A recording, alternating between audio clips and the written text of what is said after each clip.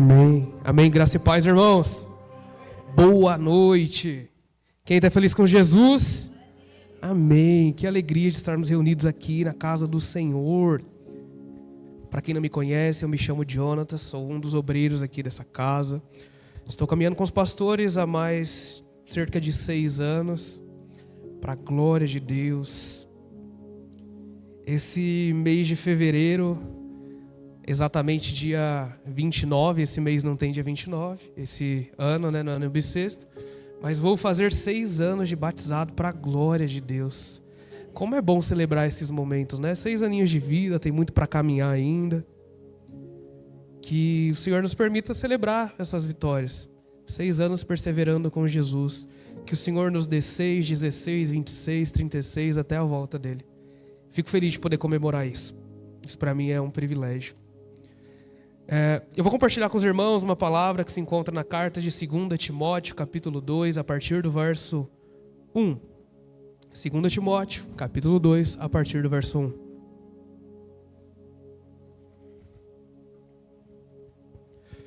Essa é uma palavra que eu tenho meditado há alguns dias e eu gostaria de convidar os irmãos a meditar junto comigo.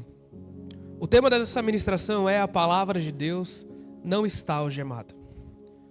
A palavra de Deus não está algemada. As cartas de Timóteo são conhecidas como cartas pastorais. Mas eu queria te lembrar que não é só pastor que lê Timóteo. Não é só quem deseja ser pastor que lê Timóteo. É para todo crente que foi encontrado por Jesus. Se você em algum momento correu de Timóteo, pelo amor de Deus, leia, tem coisa boa demais. Os jovens então, pelo amor de Deus, Paulo fala para Timóteo: Timóteo, ninguém despreze a sua mocidade, antes torna-te padrão na fé, palavra, pureza, procedimento e amor. Olha uma palavra boa para um jovem aí, para você ser um padrão para a igreja de Deus. Então existem muitas coisas importantes nas cartas de Timóteo, que além de ter um tom pastoral, um tom de ensino, um tom de aconselhamento, também tem um tom de: você é crente, você tem coisa para receber de Deus aqui, amém? Capítulo 2 começa dizendo no verso 1: Tu, pois, filho meu, fortifica-te na graça que está em Cristo Jesus. Eu li esse versículo de forma isolada e eu gosto de meditar no quanto nós somos fortificados através da graça de Jesus. Mas só que esse versículo de forma isolada, ele pode ser um perigo para mim e para você. Porque eu poderia te falar: esforça-te, vai, faz, olha o quanto é importante você ser alguém que é esforçado, disciplinado. Mas qual que é o contexto desse versículo? No capítulo 1 de 2 Timóteo 2, no capítulo 1 de 2 Timóteo, Paulo começa lembrando Timóteo da fé não fingida que ele tinha, que ele recebeu da sua mãe Eunice e da sua avó Loide. Paulo começa destacando que esse jovem tinha uma fé legítima, uma fé verdadeira. Se Timóteo está falando para esse jovem, nessa igreja, que ele não tinha fé fingida, é porque tinha gente fingindo fé lá. Começa de forma muito simples. Tem gente fingindo uma fé que não tem, Paulo. Timóteo, eu glorifico a Deus, porque você, através da fé que recebeu da sua mãe Eunice e da sua avó Loide, essa fé não fingida que você tem. Paulo começa destacando a fé de um jovem.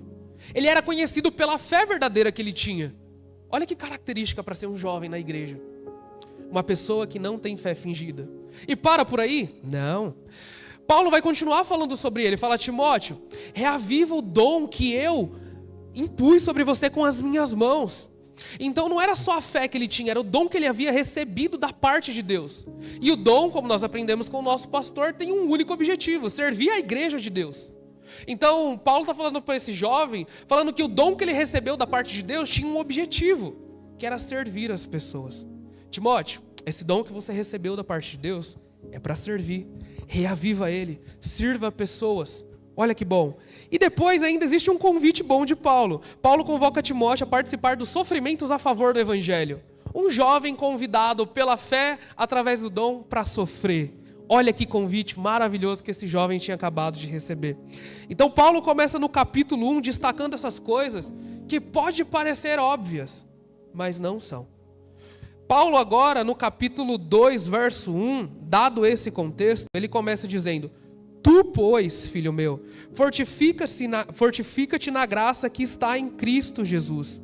Paulo começa destacando para Timóteo que o que mantém um discípulo de pé é a graça de Deus. E aí você fala, Paulo, olhando para Timóteo, seu filho, Timóteo caminhou com Paulo, conhecedor da lei, perseguidor da igreja, fariseu dos fariseus, alguém que foi encontrado por Jesus no caminho de Damasco. Paulo carrega a maior porcentagem das cartas do Novo Testamento, um homem de Deus. E esse jovem ouve do seu tutor, do seu discipulador, do seu pai na fé, fortifica-te na graça. Aí você se pergunta, mas por que ele precisa disso? Porque no capítulo anterior, 2 pessoas haviam acabado de abandonar Paulo. Os nomes deles são, volta comigo no capítulo 1. Capítulo 1, verso 15. E aí a gente vai entender a importância de Paulo falar para Timóteo se fortificar na graça. Isso não nasce de um pensamento solto de Paulo. Nasce de um contexto onde Paulo havia acabado de ter sido abandonado por pessoas. No verso 15 diz assim: está ciente de que todos os da Ásia me abandonaram. Dentre eles cito Figelo e Hermógenes. Gente, se tem um nome que eu não queria ter, é esse aqui. Qual que é a característica de Figelo e Hermógenes? Abandonaram Paulo. Só que Paulo começa no capítulo 2 destacando para Timóteo se fortificar na graça. E qual que é a mensagem? Timóteo, eles não me abandonaram. Eles abandonaram a graça de Jesus. Timóteo, eles não abandonaram o auxílio a Paulo. Eles abandonaram o ministério da graça. Eles abandonaram aquilo que eles receberam de graça, mas que custou tudo. Timóteo, tu, pois, fortifica-te na graça que está em Cristo Jesus. Então Paulo começa destacando que eles não abandonaram a ele. Eles abandonaram a graça de Cristo. Fortifica-te fala sobre ser forte, vestir-se com força, fortalecer, ser fortalecido. Timóteo, o que te mantém de pé não sou eu, não é ser um discípulo meu. O que te mantém de pé, Timóteo, é a graça que está em Cristo Jesus. E recebendo essa direção de Paulo, o fortifica-te Timóteo, você vai precisar se gastar, você vai precisar fazer isso de forma intencional, se revista com essa força, com essa graça que você recebeu de Cristo Jesus, e agora eu tenho um belo de um convite para você. Porque depois de ter se fortificado na graça, depois de estar firme na graça, existe um convite para Timóteo. Vem comigo para o verso 2 do capítulo 2. 2 Timóteo 2, versículo 2 diz assim: e o que de minha parte ouvistes através de muitas testemunhas, isso mesmo transmite a homens fiéis e também idôneos para instruir a outros. Participa dos meus sofrimentos como bom soldado de Cristo Jesus. Timóteo, ser fortificado na graça não era para continuar a vida dele da forma como ele queria. Ser fortificado na graça tinha um objetivo de que ele passaria por algumas coisas, que só a força que ele receberia através da graça seria o alicerce para ele continuar. E Paulo faz esse convite para Timóteo. Eu não sei vocês, mas não me parece ser um convite agradável. Não me parece ser um convite que você fala assim, nossa, esse não dá vontade de recusar. Chegar em você e falar assim, participa comigo dos sofrimentos. E que sofrimentos a gente está falando? Essa carta é provavelmente a última carta de Paulo. Paulo estava preso escrevendo para o seu filho na fé. Paulo estava sofrendo cadeias, desconforto, confrontos, abandonos. Ele acabou de ter sido abandonado pelos da Ásia, por Hermógenes e por Figelo. Paulo estava num contexto onde ele estava só, combatendo falsas doutrinas. E é nesse contexto que Paulo fala para Timóteo para ele participar dos sofrimentos não só como um soldado. Não está escrito participa dos meus sofrimentos como um soldado. Está escrito como um bom soldado. Timóteo estava sendo convocado a participar como bom soldado dos sofrimentos que Paulo também estava sofrendo. Era um convite para ele, falando, Timóteo, os sofrimentos que eu tenho sofrido não é por mim, é por Jesus. E eu suporto esses sofrimentos porque na mesma graça que eu estou te chamando para te fortificar, eu também estou me fortificando. Timóteo, não se importa, não se preocupa com quem está te abandonando. Antes você fortifica-te na graça pela qual você foi chamado. No verso 4. Nenhum soldado em serviço se envolve em negócios dessa vida. Porque o seu objetivo é satisfazer aquele que o arregimentou, aquele que o chamou. Timóteo, foi para isso que você foi preparado. Como um bom soldado, eu te chamo, eu te convoco, participa comigo dos sofrimentos também. Pode ser que os negócios dessa vida tenham tentado roubar de nós a atenção que lhe é devida. Tirar de mim e de você o objetivo de satisfazer aquele que nos arregimentou.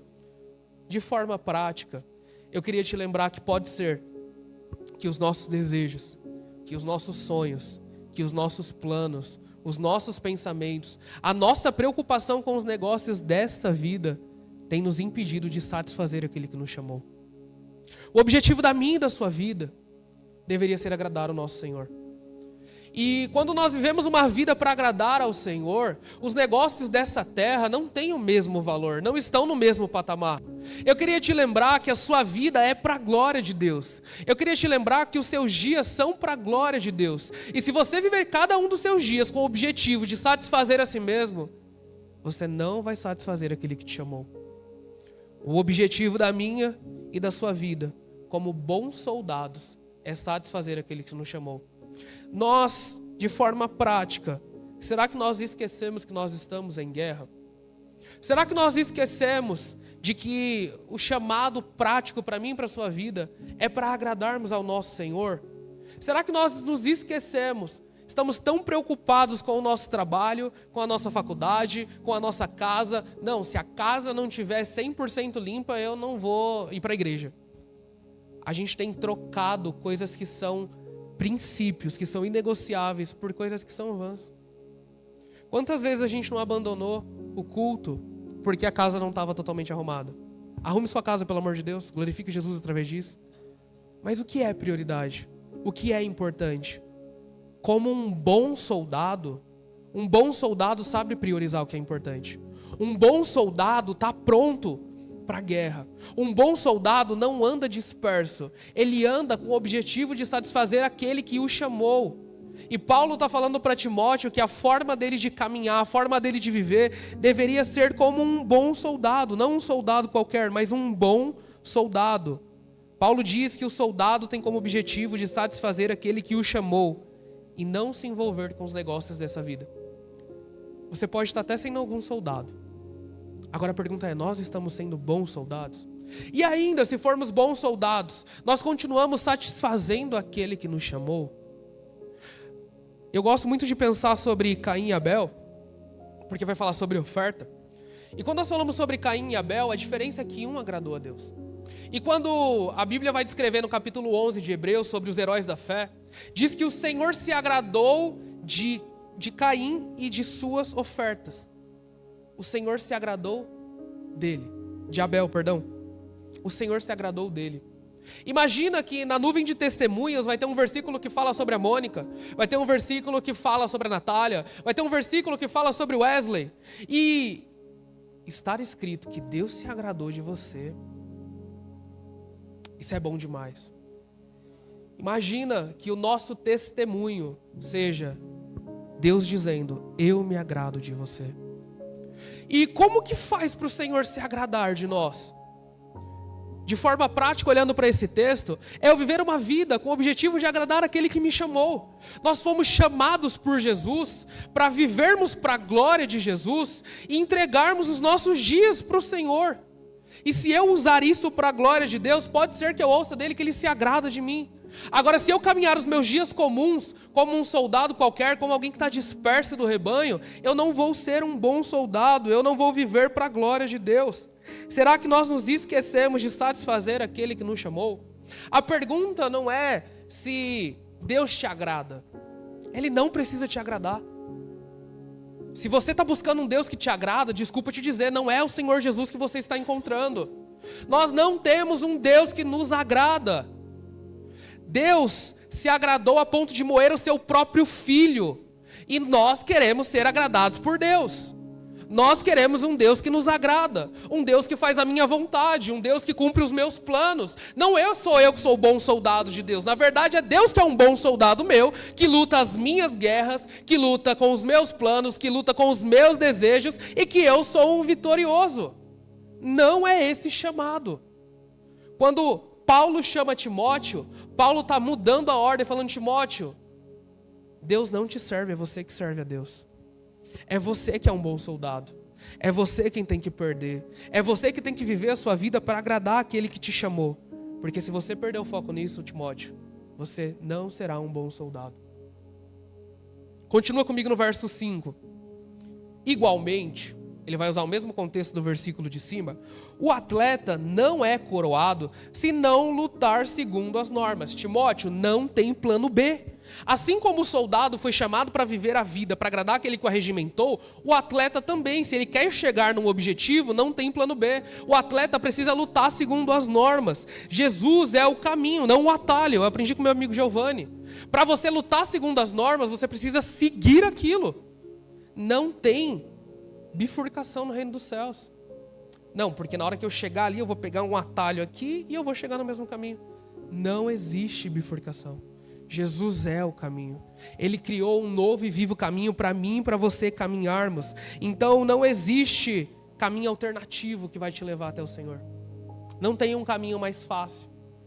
Paulo relembra Timóteo da sua fé verdadeira, do dom que ele recebeu de Deus. Lembra ele que ele foi chamado para sofrer. Nessa perspectiva não existe vitória, existe perca. Paulo convoca Timóteo a perder para Deus ganhar. Paulo convoca Timóteo como um soldado a ir lutar. Paulo convoca Timóteo como um atleta a caminhar. Não tem vitória aqui.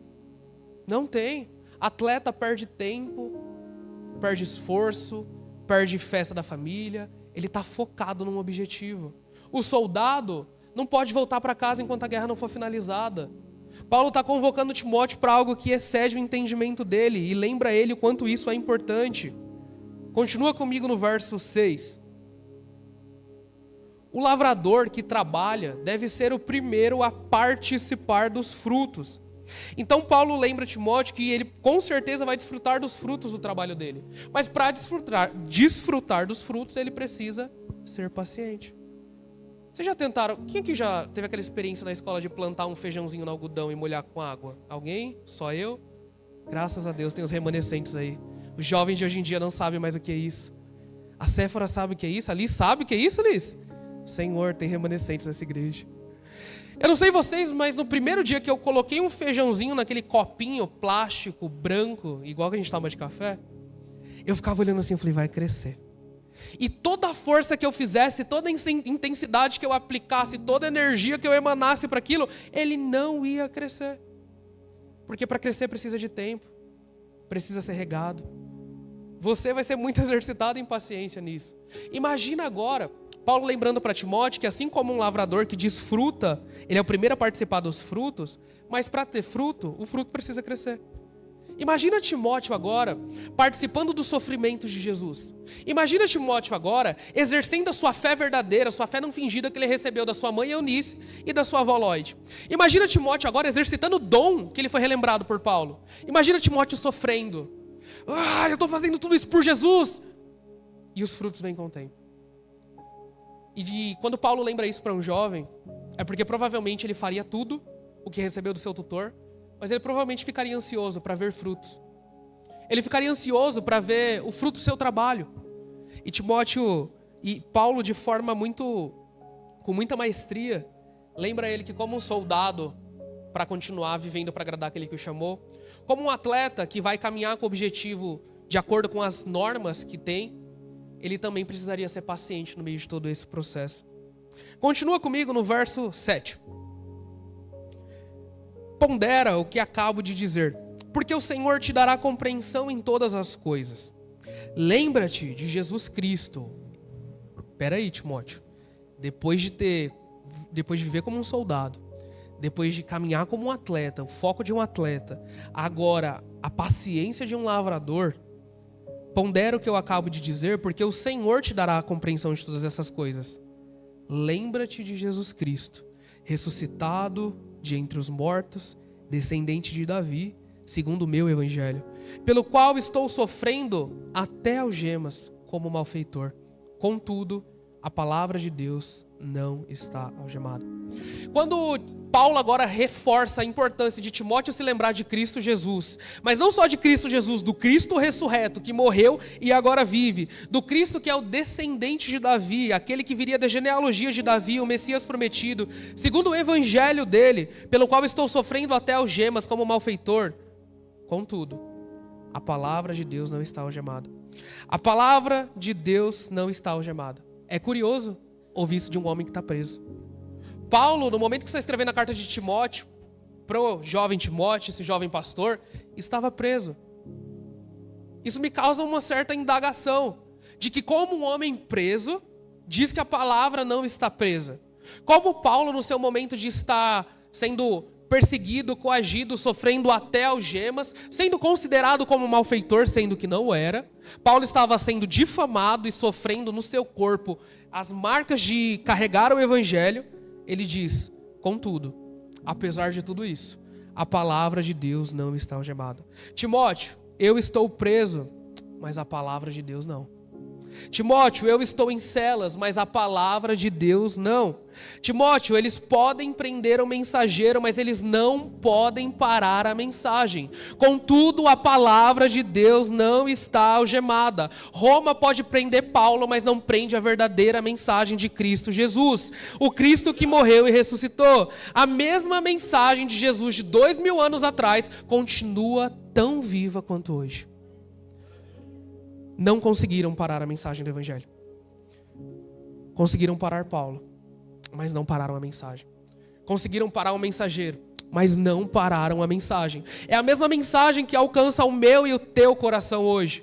É a mesma mensagem que nos faz perseverar. O que fez há mais de 2000 anos o nosso Senhor continuar e a tua palavra não mudar. A palavra dele ser mais atual do que o jornal de amanhã.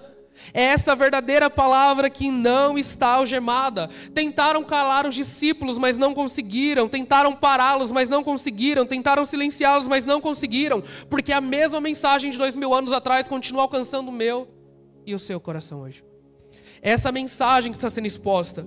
O evangelho, a mensagem do Senhor Jesus continua tendo poder para salvar, para libertar, para restaurar, para confrontar, para despertar, para reanimar, para te matar. Essa é a proposta do evangelho. A palavra de Deus tem o propósito de te vencer. É essa mesma palavra que há mais de 2000 anos atrás não conseguiram prender esse homem. Prenderam Timóteo, prenderam Paulo, mas não prenderam a mensagem. Paulo preso em celas, em cadeias, sofrendo, falando assim, vocês não estão entendendo. Vocês podem me prender, podem me matar, mas essa mensagem não morre, essa mensagem não fica presa. Ela vai ser anunciada. A mensagem é tão real quanto o Filho de Deus que vive hoje. Essa é a mensagem que nós acreditamos. Não algeme a palavra de Deus. Como que eu posso fazer isso? Quando você para de se alimentar dela. John, mas há 2000 anos atrás, tentaram parar Jesus, não pararam Jesus. Tentaram parar os discípulos, não pararam os discípulos. Os homens do caminho continuaram levando essa mensagem por onde iam. E essa mensagem chegou até mim e a você. E você fala, uau, que mensagem poderosa. Como eu pararia a mensagem do evangelho? Quando você não abre a sua Bíblia para ler. Quando você tem uma verdade na mão que não te alimenta. Quando você ouve uma mensagem no domingo, mas que não te transforma. É assim que nós algemamos a palavra de Deus. E não é porque a palavra não tem poder, é porque nós estamos submetendo ela às nossas vontades. E não submetendo as nossas vontades a ela. Nós não podemos algemar a palavra de Deus. Quando você se torna sommelier de versículos, quando só o versículo da vitória te agrada, mas o que você perde para Deus ganhar, não. Quando nós não entendemos que nós somos o concidadão dos céus, que jura com dano próprio e não se retrata. Quando nós não entendemos que somos nós que precisamos perder, que somos nós que precisamos diminuir. Quando você olha para esses versículos e diz, não, isso aqui para mim não dá. Mas agora o que diz que você é mais que vencedor em Cristo Jesus, esse eu sou. E o versículo que faz a gente jurar com dano próprio. E o versículo que faz a gente perder. E o versículo que te chama a sofrer. Essa parte a gente não quer. E eu acredito e penso que são nesses momentos que nós algemamos a palavra de Deus. Quando não conseguimos desfrutar do poder que existe em cada versículo da palavra. Paulo, sofrendo, estava feliz. Paulo, sofrendo, estava em paz. Porque ele sabia que o poder da mensagem não pararia naquela cela. Ele sabia que o poder da mensagem alcançaria o Gabriel. Ele sabia que o poder da mensagem alcançaria o Iago. Ele sabia que o poder da mensagem ia transcender qualquer cela, qualquer legislação, Roma, Nero. Ele sabia que a mensagem continuaria avançando, porque não é uma mensagem terrena, é uma mensagem eterna. A palavra de Deus não está algemada. Quando nós não praticamos a palavra, nós algemamos ela. Quando nós somos ministrados por ela, mas nós não colocamos em prática. E isso faz de mim e de você a casa na areia. A parábola da casa na areia e a casa na rocha, a única diferença entre elas é que um pegou e praticou. Operoso ouviu e foi operoso praticante, o outro ouvinte negligente. Então, o que vai diferenciar o quanto nós acreditamos na verdade do Evangelho não é o quanto a gente prega dela, é o quanto a gente vive dela. É o quanto a gente coloca ela em prática. É quando nós topamos perder para Deus ganhar. É quando nós lemos um versículo e fala, verdade, eu estou errado. Quando nós olhamos para isso e falamos, verdade, eu preciso praticar essa verdade. Verdade, isso precisa me mudar hoje. É hoje que eu preciso ser mudado por isso. Gente, a gente tem 2, 3, 4 versões de Bíblia, a gente não lê uma. Será que nós hoje não estamos algemando a palavra de Deus? Na nossa mente, de forma filosófica, a mensagem tem poder para libertar. Mas nós não acreditamos nisso. Porque nós não praticamos. Porque isso para na nossa mente, mas não decanta para o nosso coração. São verdades filosóficas, mas que não mudam o nosso dia prático. Esse ano, o pastor tem ministrado, que é o ano de devoção prática. Que é o ano de nós vivermos o ordinário. E você vai desfrutar do verdadeiro ordinário quando você desfrutar de práticas simples da palavra. Quando a gente deixou de perder o brilho por praticar a palavra? Quando a gente deixou de perder o brilho por sentar e ler um versículo? Quando a gente deixou de ser ministrado por uma palavra simples, de uma pessoa simples? A gente virou sommelier de versículo. A gente quer escolher pregação. A gente abre o YouTube e quer a mensagem que me satisfaz. E glória a Deus pela igreja de domingo, que tem uma única mensagem para vários corações e fala com cada um de uma forma diferente. E aí a gente chega e fala, não, mas eu não gostei da palavra que o pastor pregou hoje. Eu não gostei da forma como o Jonatas falou. Eu gosto mais quando a Ingrid ministra. E glória a Deus pela multiforme sabedoria dele. Glória a Deus por cada vida que ele usa. Nós não podemos algemar a palavra de Deus, engessar a palavra de Deus de uma forma que é do jeito que eu quero, do jeito que eu gosto, do jeito que eu ouço, da minha vontade. Essa não é a palavra de Deus. 2 Timóteo, capítulo 3, verso 14, vai falar um pouco mais sobre práticas da palavra. Vai falar sobre coisas que a palavra gera em mim e em você. Tu, porém, 2 Timóteo 3, 14...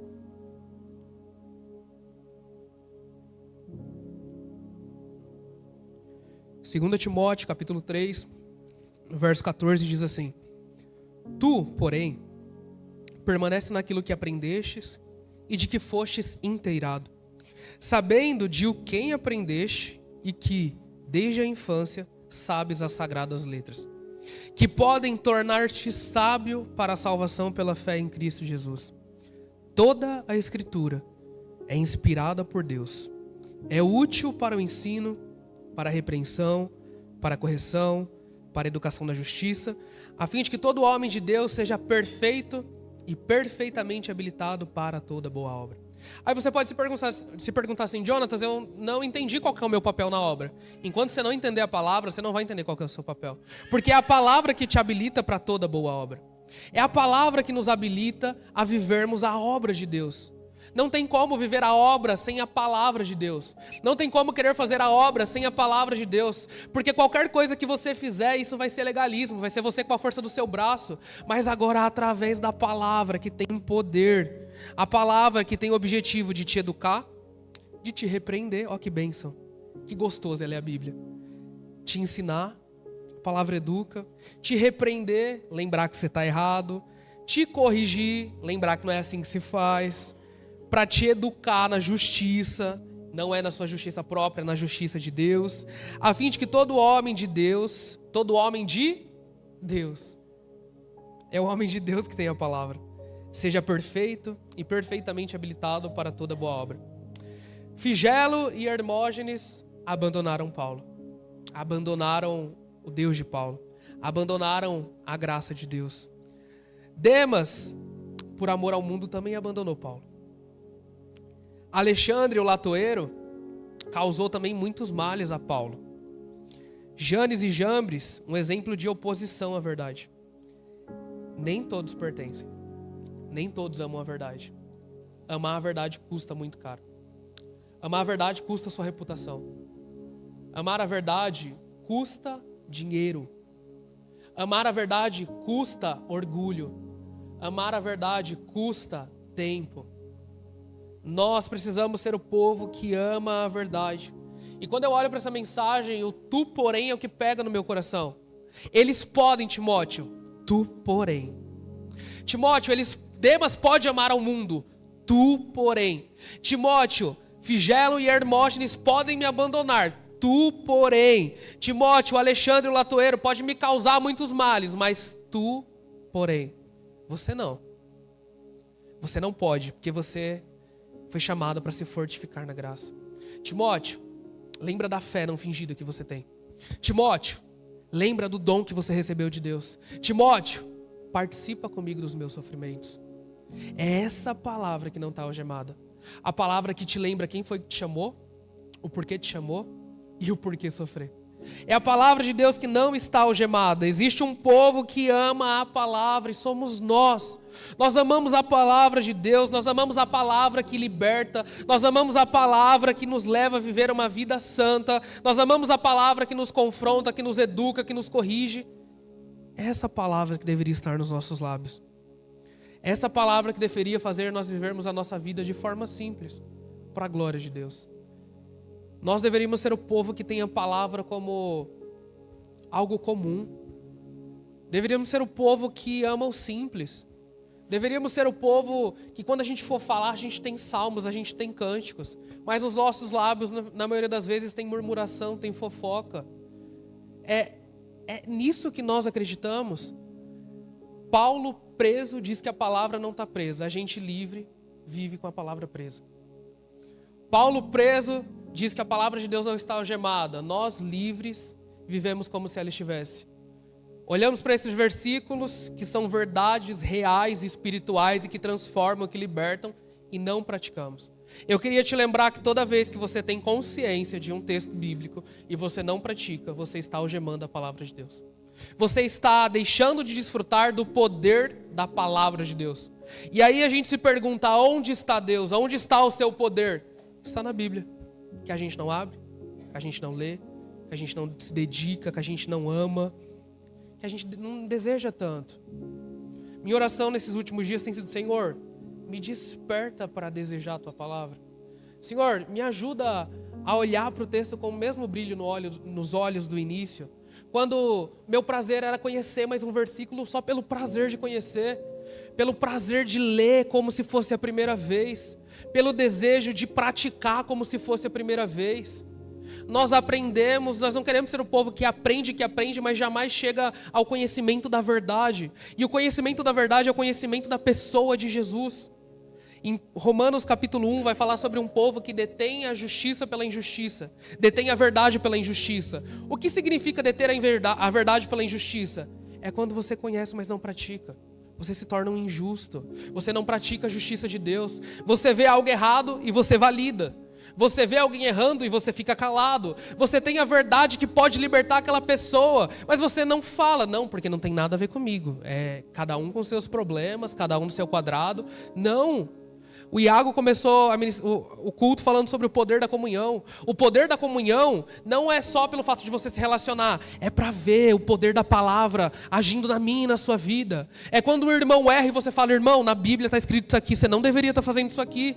É quando você tem o poder de falar, irmão, deixa eu falar o que Deus falou no meu coração hoje. E isso se torna comum porque nós temos a palavra de Deus. Gente, se não fosse a palavra, não teria assunto com muitos de vocês. A gente gosta de coisas muito diferentes. Mas quando a palavra de Deus é exposta, os corações são abertos, ela continua tendo poder. Quando a palavra de Deus é exposta, os corações são abertos, nós vemos a palavra que não está algemada, que me alcança hoje, que te alcança hoje e que tem poder para libertar muita gente lá fora. Se nós conhecermos a verdade, nós seremos libertos por ela.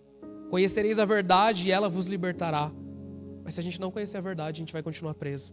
Se a gente não desfrutar da verdade, a gente vai continuar preso. A palavra de Deus não está algemada. E isso foi dito por um homem que estava algemado. Irônico, né? E Paulo fala isso para um jovem que passaria por perseguição, que passaria por sofrimentos, que teria que enfrentar falsas doutrinas. Paulo lembra ele da importância da palavra de Deus nos nossos dias comuns. Eu queria te lembrar da importância que a palavra tem. Eu queria te lembrar que no mesmo dia corrido, aqueles 10 minutinhos que você poderia dedicar mais, eles são importantes. Eles são importantes porque esse é um alimento para a sua alma. Eles são importantes porque é isso que vai te fazer ficar firme muitas vezes no dia mal. Ele é importante porque é o que vai alimentar você naquele dia. Mas quando nós escolhemos nos afastar, nós algemamos a palavra de Deus. Nós fomos chamados para anunciar as boas novas, mas ela está aqui dentro do nosso quadrado. Eu não posso levar muito para fora, porque senão vão conhecer demais. A verdade de Jesus precisa ser dita e anunciada em todas as oportunidades. Eu não sei qual pecado te algemou, mas eu sei que a palavra de Deus te liberta. Romanos capítulo 8, versículo 1 diz que nenhuma condenação há para aqueles que estão em Cristo Jesus. É essa palavra que eu acredito. É olhar para a palavra de Deus e ver que aqueles que confiam no Senhor são felizes. Como é bom confiar em Jesus e ser feliz. É olhar para a palavra de Deus e ver que o temor do Senhor é o princípio da sabedoria.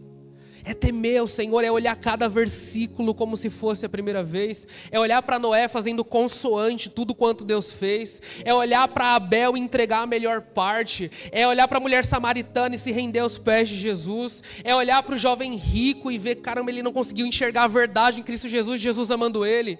Quantos são os textos que já te ministraram? Quantas são as palavras da verdade que já te alcançaram? Mas quando nós não praticamos ela, nós estamos algemando ela. Não adianta você saber o texto e você não ser lido por ele. De que adianta os versículos que a gente grava, mas eles não nos marcam? Eu preciso de versículos que mudam a minha vida hoje. De textos de forma prática que mudam a minha e a sua vida hoje. Porque senão eu e você vamos viver uma vida algemados. Algemados no nosso pecado, algemados na nossa vontade, algemados para as coisas que não importam. E Paulo preso estava livre, a gente livre se coloca como preso. Será que hoje você não está preso?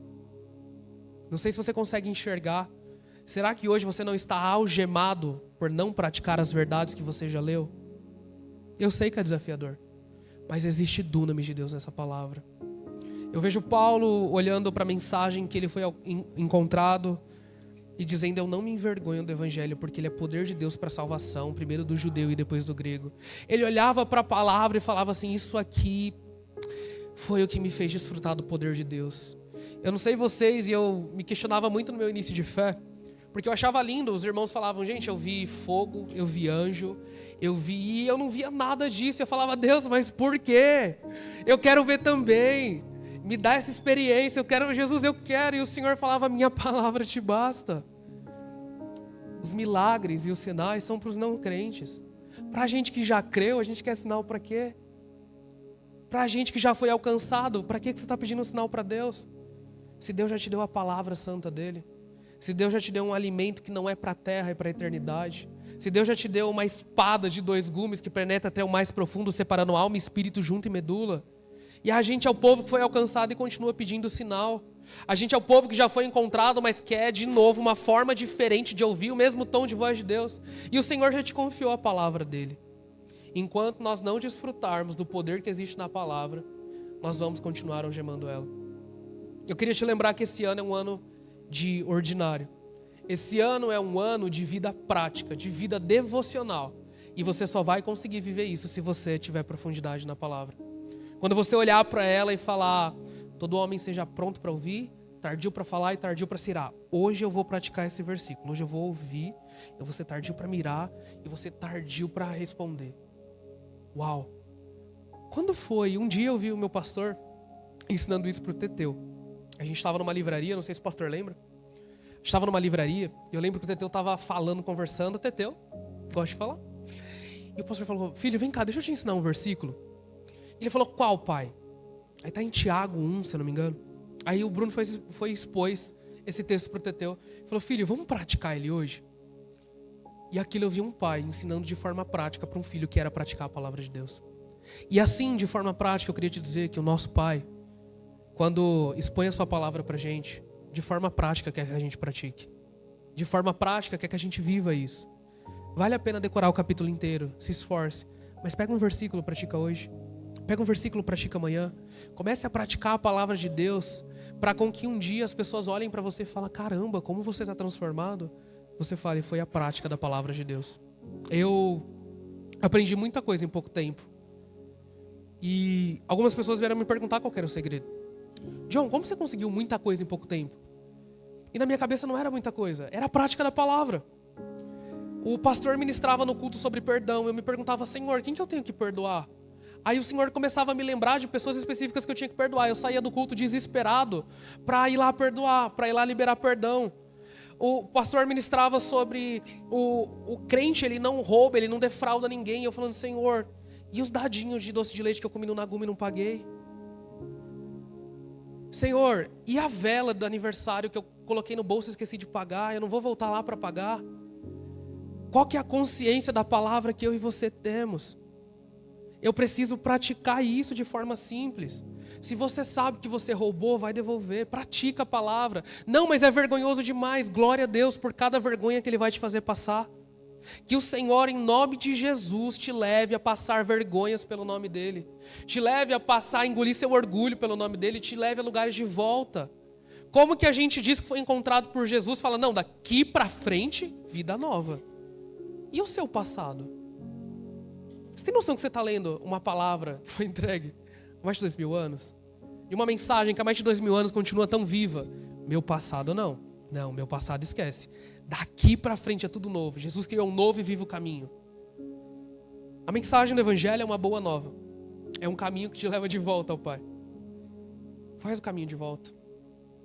Faz rápido. Não demora não. Isso vai ser bom para você.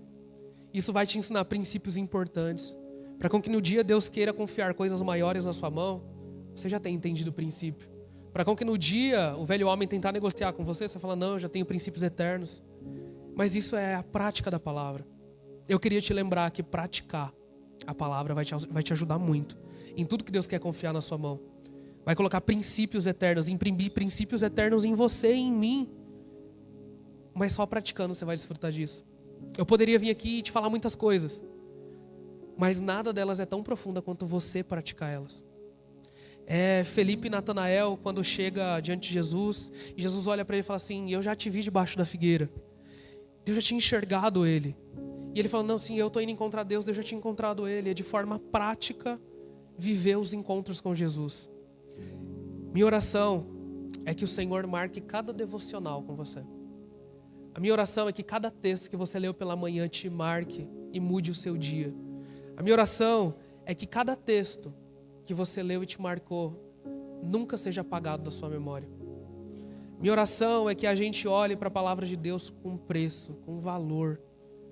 Não é uma pregação empolgante. Não é uma pregação... Eu quero ser empolgante, eu quero ser mais empolgante igual o Thiago na quinta-feira. O Thiago mandou fogo. Mas eu quero também olhar de forma simples e falar: Senhor, será que eu não estou algemando sua palavra? Senhor, será que hoje eu não estou preso nos meus próprios pecados que me impedem de desfrutar do poder da palavra? Senhor, lembra do dom que foi imposto sobre mim? Senhor, lembra que eu fui chamado para sofrer, padecer, ter as marcas do Evangelho na minha vida. Senhor, me lembra da minha fé não fingida. Me lembra, assim como o Senhor lembrou a Timóteo através da vida de Paulo. Eu quero ser lembrado de que as verdades de Deus continuam tendo o mesmo poder de 2000 anos atrás. Eu quero viver isso hoje.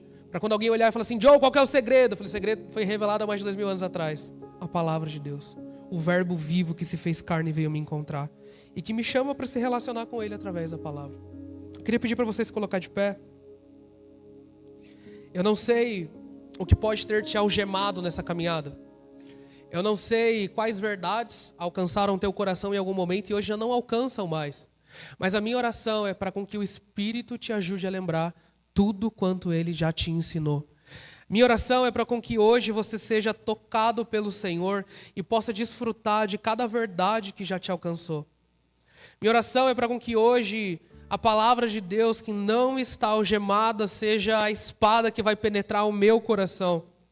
Seja de forma prática o nosso coração sendo exposto, corrigido, exortado, educado na justiça.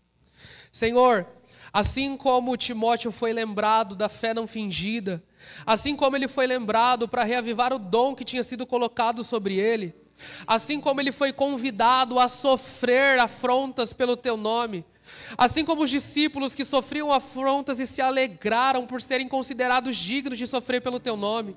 Senhor, imprime em nós as verdades do Senhor. Faz de nós, Senhor, as tábuas, não mais de pedra, mas de carne, que tem escrito os seus mandamentos, Senhor. Senhor, olha para o nosso coração. Olha para o nosso coração que às vezes tem escrito nas tábuas do nosso coração com um pontalhete de diamante os nossos pecados e não as verdades do reino. Nos faz guardar as verdades que mudam a nossa vida de forma prática, Senhor. Para com que a gente tenha como responder com mansidão qual a razão da fé que há em nós. Senhor, sofrendo algemas, sendo considerados como malfeitores, mas acreditamos que a palavra não está algemada. A tua palavra continua tão viva quanto há 2000 anos atrás. A tua palavra continua tão eficaz como uma espada afiada de 2 gumes. A tua palavra continua nos ensinando, nos ajudando a discernir, Senhor. Senhor, nos leva de volta a primeiro amor, nos leva de volta à prática do comum, à prática do simples da tua palavra. Nós queremos nos aprofundar em verdade, nós queremos crescer em graça e conhecimento, e a tua palavra é essencial para tudo que vamos construir. Nos ajuda a construir a nossa casa na rocha, nos ajuda, Senhor, a construir a nossa casa na pedra angular, que por muitos foi rejeitado, mas que para nós é pedra preciosa, Senhor. Nos ensina a viver a vida comum do lar, nos ensina a viver a vida comum através da palavra. Senhor, traz um discernimento claro sobre tudo aquilo que o Senhor já confiou nas nossas mãos. Cada revelação que já nos foi entregada, e revelação é da palavra, a palavra sendo revelada, quando nós ainda tínhamos êxtase, nós tínhamos desejo por conhecer mais da palavra, quando nós queríamos mais, Senhor, quando só um versículo não bastava, quando só um capítulo não bastava, nós queríamos mais, Senhor. Traz esse desejo, nos traz de volta a ansiar por conhecer mais a palavra de Deus. A tua palavra não está algemada, Senhor. Não permita que sejamos nós aqueles que vão algemá-la. Nos faz desfrutar dela, Senhor, de cada versículo escrito e determinado pelo Senhor.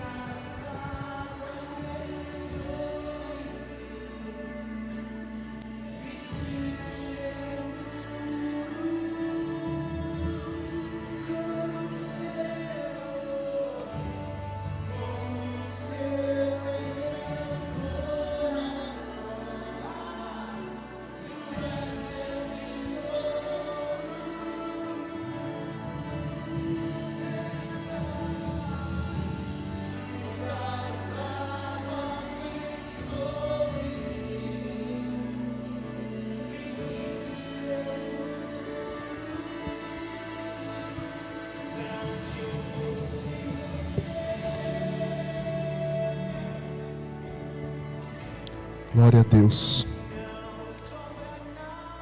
Graça e paz, igreja.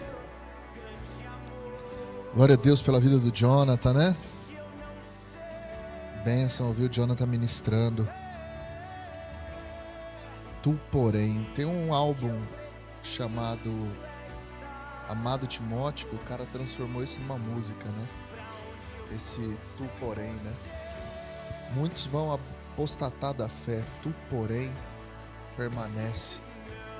Muitos vão abandonar, tu, porém, seja sóbrio. Tem coisa que é para todo mundo, mas não é para o crente, né? Ah, Senhor, mas olha, tu, porém. Então eu louvo a Deus que a gente encontre esses lugares de se deliciar na palavra, sabe?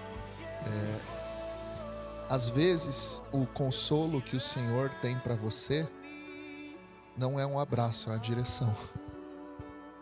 Porque talvez, se o Senhor te consolar no lugar que você está, você continua exposto à mesma coisa que te fere.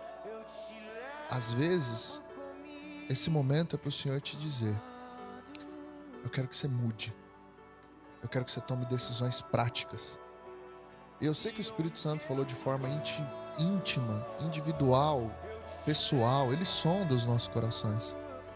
E está muito claro para mim que o Senhor quer promover mudanças. Irmãos, vai chegar um dia em que as luzes vão apagar.